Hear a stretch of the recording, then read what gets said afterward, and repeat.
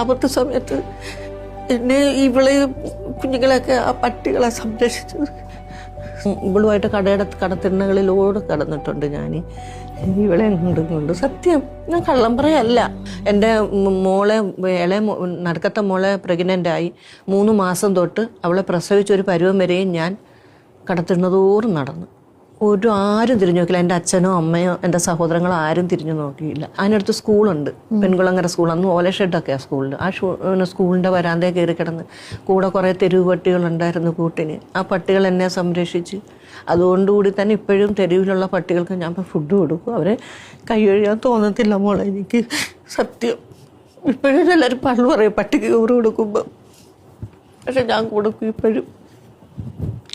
കാരണം ഒരാപത്ത് സമയത്ത് എന്നെ ഇവളെ കുഞ്ഞുങ്ങളെയൊക്കെ ആ പട്ടികളെ സംരക്ഷിച്ചത്.